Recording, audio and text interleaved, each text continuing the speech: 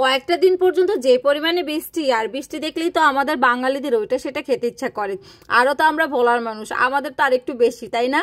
আমাদের বাদাম ভাজা লাগে, চাল ভাজা লাগে, আবার একটু ভর্তা লাগে। যাই হোক, আসসালামু আলাইকুম, সবাই কেমন আছেন? আজকে রান্নাবান্না করতে গিয়ে পড়লাম একটা মহা বিপদে। সেটা কি, সেটা অবশ্যই আপনাদের সাথে শেয়ার করব। তো যাই হোক, এটা গতকালকে রাতের ভিডিও ছিল। তো রাতের বেলা যেহেতু বৃষ্টি ছিল, সন্ধ্যাবেলা শুক্রবার, তো একটা বড় পিৎজা অর্ডার করে দিলাম পিৎজা বার্গ থেকে। আর পিৎজা বার্গের পিৎজা আমার বরাবরই ভালো লাগে, একদম বিশাল বড় একটা সাইজ। আলহামদুলিল্লাহ সবাই অনেক মজা করে খেয়েছি। আর সন্ধ্যার দিকে দেখবেন ওইটা সেটা একটু খেতেই মন চায়। অন্যদিকে যেহেতু বৃষ্টি ছিল, আমি কিন্তু রাতের বেলাও বাদাম ভেজেছি। ওই যে বললাম, ভোলার মানুষ। জানি না আপনারা কোন কোন এলাকার মানুষ, আপনারা চাল ভাজা বা বাদাম এই টাইপের খাবারগুলো পছন্দ করেন কারা কারা, বাট আমরা কিন্তু একটু এগুলো পছন্দ করি। তো যাই হোক, সকালবেলাও তো সকাল থেকে সারা রাত্র বৃষ্টি হয়েছে, সকালও বৃষ্টি। তো এবার কিন্তু আর খিচুড়ি রান্না করব না, কারণ আমি একটু আগে আরেকটা ভিডিও এডিট করছিলাম, সেটাও খিচুড়ির। আসলে যেহেতু বৃষ্টি টানা 3 দিন আমার বাসায় খিচুড়ি, বুঝেন আল্লাহ। আজকেও যদি খিচুড়ি রান্না করি, তো এইদিকে হচ্ছে হাতে মাখিয়ে গরুর মাংস রান্না করব। আর ইলিশ মাছের অনেকগুলো মাথা, মানে অনেকগুলো বলতে কি মাথা, এই যে এই অংশগুলো রয়ে গেছে, এগুলোকে কি বলে, কোলের মাছ বলে না, যেন পিঠার মাছ বলে। কারণ ওই যে মাছ ভাজা হয় বেশি, দেখবেন আমি কিন্তু মাছটা একটু বেশি ভেজে খাওয়া হয় আমার বাসায়, তখন এগুলো রয়ে যায়, এগুলো কিন্তু ভাজলে ভালো লাগে না। তো আপনাদের ভাইয়া বড় মানে যে মাটির নিচে যে কচুগুলো আছে সেগুলো আনছে, তো সেগুলো দিয়ে হচ্ছে চিন্তা করলাম একটু রান্না করি, মজাই লাগবে। আর যেহেতু মাথা ছিল আর কয়েকদিন আগের, তো একটু লেবুর রস দিয়ে হচ্ছে রেখে দিয়েছিলাম, যেন মানে খেতে ভালো লাগে, মানে কোনো এক্সট্রা কোনো গন্ধ বা কিছু যেন থাকলে যেন চলে যায়। তবে মাছগুলো ফ্রেশ আর টাটকা থাকাতে আলহামদুলিল্লাহ তরকারির ঝোলটা দেখি বুঝতে পারছেন, কষানো দেখি বুঝতে পারতেছেন, মানে একদম শেষ পর্যন্ত অনেক মজা হয়েছে। এইদিকে হচ্ছে গরুর মাংস বসিয়ে দিয়েছি এক চুলায়, ইন্ডাকশনে ভাত হচ্ছে।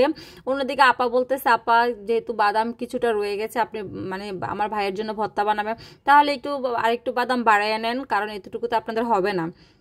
তো এদিকে হচ্ছে আমি আবারও একটু বাদাম ভাজতে মানে নিয়েছি, আর বাদাম ভাজতে নিয়েছি, আর বাদাম চুলায় দিয়েছি, আর তরকারিতে ঝোল দিয়েছি। এইদিকে আমার গ্যাস গেছে, মানে রান্নার মাঝখানে যদি এরকম গ্যাস চলে যায় কেমনটা লাগে বলেন তো। আর ইন্ডাকশনে হচ্ছে আপনি যদি বেশি ঝোল দেন, সেটা কিন্তু ঝোলটা টানতে অনেক সময় লাগে, অল্প ঝোল দিতে হয় ইন্ডাকশনে কিন্তু। তো আর কি করার আছে, এইদিকে হচ্ছে আমি ইন্ডাকশনই হচ্ছে তরকারিটাকে উঠিয়ে নিলাম। তারপরে ইন্ডাকশনে তো অনেকক্ষণ যদি এখন আমি ইলিশ মাছটাকে রান্না করি, মাছটাও নরম হয়ে যাবে, ভালো লাগবে না, টেস্টটা চলে যাবে আর কি। তো চিন্তা করলাম ধনেপাতাটা দিয়ে মোটামুটি রান্নাটা মানে 90% করে রাখছি, গ্যাসটা আসলে জালটা বাড়িয়ে দিয়ে তারপরে হচ্ছে একটু মাখা মাখা করে নেব। আর ইন্ডাকশনে আবার বাদামগুলো ভাজতেছি, আর আগের তাওয়াটা তো একটু মোটা ছিল, ইন্ডাকশনে তো মোটা জিনিসে হয় না।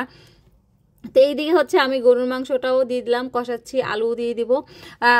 আসলে রান্নার মাঝখানে ডিস্টার্ব কিন্তু ভালো লাগে না, মেন কথা হচ্ছে এটা। তো যাই হোক, আসলে আপনাদের ভাইয়াকে ফোন দিয়েছি, সে ফোন দিয়ে গ্যাসটা আনতে যতটুকু সময় লাগে অতটুকু সময়, দেখেন এর ভিতরেই কিন্তু গ্যাস চলে আসছে। এরপরে হচ্ছে চুলায় নিয়ে আসলাম, মন মতো কষাচ্ছি, জালটাকে বাড়িয়ে দিয়ে তারপর ওইদিকে হচ্ছে আমি আবার তরকারিটাকে ওই চুলায় দিয়ে একটু মানে ঝোলটাকে শুকিয়ে নিব। আর আলহামদুলিল্লাহ আজকে গরুর মাংসের ফাইনাল লুকটা দেখেন, একদম অস্থির।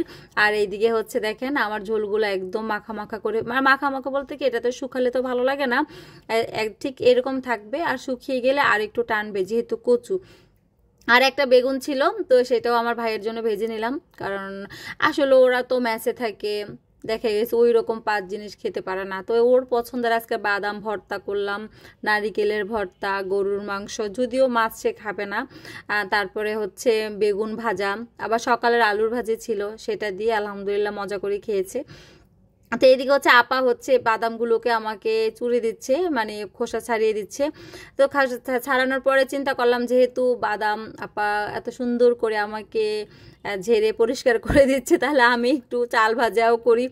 আর যেহেতু আর এই চালটা যখন ভাজতেছিলাম, বিশ্বাস করবে না, এত বৃষ্টি ছিল, মানে এত বৃষ্টি। তো যাই হোক, এদিকে বৃষ্টি, অন্যদিকে চাল ভাজা ভাজতেছি। তো বাদাম দিয়ে কিছুটা মিক্সড করব, আর বাদ বাকিগুলো হচ্ছে মানে ভর্তা বানাবো।